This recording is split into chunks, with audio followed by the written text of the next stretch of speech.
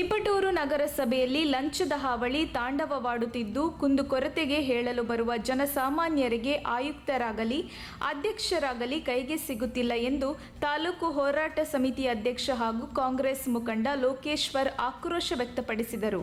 ಸುದ್ದಿಗೋಷ್ಠಿಯಲ್ಲಿ ಮಾತನಾಡಿದ ಅವರು, ಮೊನ್ನೆ ಸುರಿದ ಭಾರೀ ಮಳೆಯಿಂದಾಗಿ ನಗರದ ಪ್ರಮುಖ ಜಾಗಗಳಲ್ಲಿ ಜಲಾವೃತಗೊಂಡು ಜನರು ತಿರುಗಾಡಲು ಪರಿತಪಿಸಿದರು. ಯುಜಿಡಿ ಕಾಮಗಾರಿ ಕಳಪೆ ಕಾಮಗಾರಿಯಾಗಿದ್ದು ತಾಲೂಕಿನ ಆಡಳಿತ ಸತ್ತು ಹೋಗಿದೆ.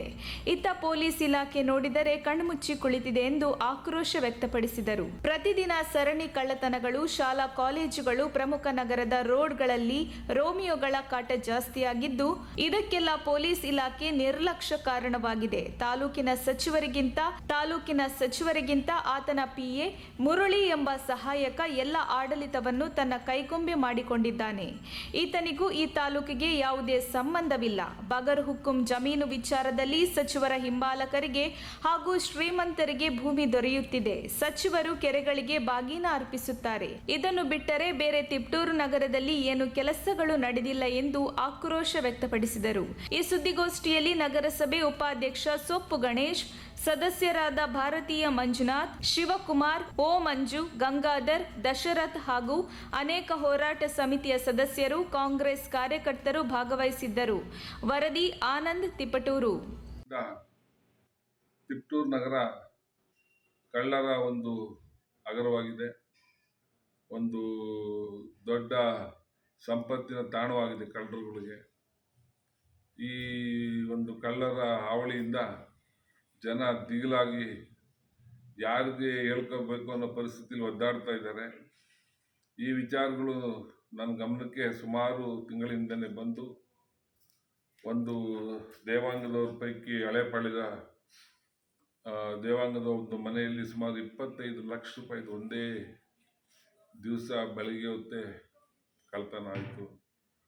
ಅದಾದಮೇಲೆ ಇಲ್ಲೇ ನಮ್ಮ ಮನೆ ಬಳಿ ವಿನಾಯಕ ನಗರದ ಹತ್ರ ಮ್ಯಾಜಿಸ್ಟ್ರೇಟ್ರ ಮನೆ ಕಳ್ತನ.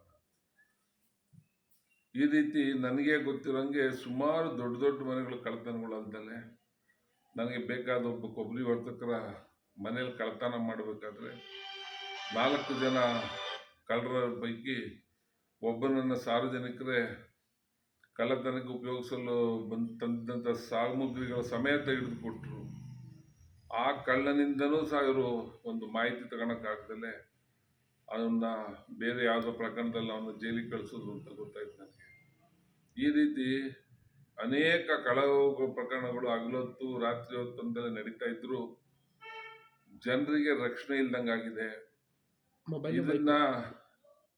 ಇದನ್ನ ಈಗಾಗಲೇ ಅನೇಕ ಬಾರಿ ನಾನು ಜಿಲ್ಲಾ ಮಟ್ಟದ ಪೊಲೀಸ್ ಅಧಿಕಾರಿಗಳಿಗೆ, ವಿಭಾಗೀಯ ಮಟ್ಟದ ಪೊಲೀಸ್ ಅಧಿಕಾರಿಗಳಿಗೆ, ಕೊನೆಗೆ ರಾಜ್ಯ ಮಹಾನಿರ್ದೇಶಕರಿಗೂ ಸಹ ನಾನು ವಾಟ್ಸಪ್ ಮೂಲಕ ಅವ್ರಿಗೆ ಈ ವಿಷಯಗಳನ್ನೆಲ್ಲ ತಿಳಿಸಿ, IG ಅವ್ರಿಗೆ ಫೋನ್ ಮೂಲಕ, SP ಅವ್ರಿಗೂ ಫೋನ್ ಮೂಲಕ ತಿಳಿಸಿದ್ದಲ್ದೇ ಅನೇಕ ಅಂಗಡಿಗಳು, ಅದು ಸೀರಿಯಲ್ ಆಗಿ ಅಂಗಡಿಗಳು ಕಳ್ತನ.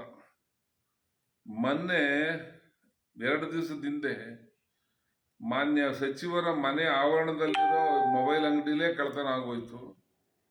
ಅದ್ರ ಹಿಂದೆ ನಿನ್ನೆ ರಾತ್ರಿನೂ ನಮ್ಮ ಗಣೇಶ ಎಲ್ಲ ಕಡೆ ಆ ಪ್ರೆಷರ್ನ ತಡೆಯೋಕ್ಕಾಗದಲ್ಲಿ ಕಿತ್ಕೊಳ್ತಾ ಇದೆ. ಅದರಲ್ಲೂ ಗಣೇಶ ಥಿಯೇಟರ್ ಮುಂದೆ ಏನಾಗ್ತಿದೆ ಅದು ಇವತ್ತವರೆಗೂ ನಿಂತೇ ಇಲ್ಲ. 2 ವರ್ಷದಿಂದ ನಿರಂತರವಾಗಿ ಸಣ್ಣ ಮಳೆ ಬಂದರೂ ಸಾಕು ಚರಂಡಿ ನೀರು ರೋಡ್ ತುಂಬ ನಿಂತುಬಿಡುತ್ತೆ.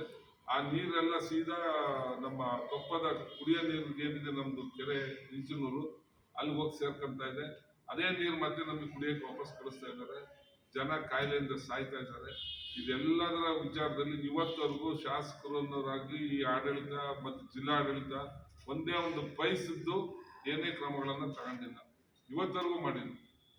ಅದರಿಂದ ಜನ ವಿಧಿ ಇಲ್ಲದೆ ಒದ್ದಾಡ್ಕೊಂಡು ಒಂಥರ ಮೂಕರಾಗ್ಬಿಟ್ಟಿದ್ದಾರೆ, ಸಮಯ ಕಾಯಕೊಂಡಿದ್ದಾರೆ. ಈ ಸರ್ಕಾರನ ಕೆಡವುತ್ತಿದ್ರೆ ಆಗೋದಿಲ್ಲ ಅಂತ. ಯಾಕೆಂದ್ರೆ ನಮ್ಮ ಹಾಲಿ ಶಾಸಕರೇನಿದ್ದಾರೆ ಇವ್ರಿಗೆ ಒಂದು ಅಧಿಕಾರ ಸಿಕ್ಕಿದೆ, ಅದರಲ್ಲಿ ಅನುಕೂಲ ಸೌಲಭ್ಯ ಅನುಭವಿಸಕ್ಕೆ ಹೋಗಿದ್ದಾರೆ, ಮತ್ತೆ ದೇಶದಲ್ಲಿ ಬೆಂಕಿ ಇಡಕ್ಕೆ ಹೋಗಿದ್ದಾರೆ. ಬಿಟ್ರೆ ಇಲ್ಲಿ ಏನು ಉದ್ಧಾರ ಮಾಡಕ್ಕಂತೂ ಈ ತಾಲೂಕಿಗೆ ಅದರಿಂದ ಆಗ್ತಿಲ್ಲ.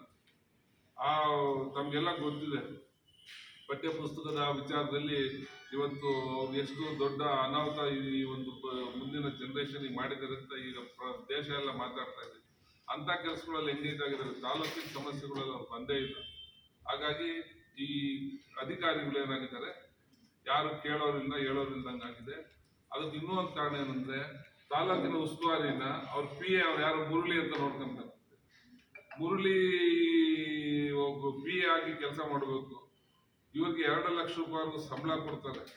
MLA ಗೆ 1 ಲಕ್ಷ ರೂಪಾಯಿ ಸಂಬಳ, ಅವರ ಫೆಸಿಲಿಟಿಗೆ ಇನ್ನ 1 ಲಕ್ಷ.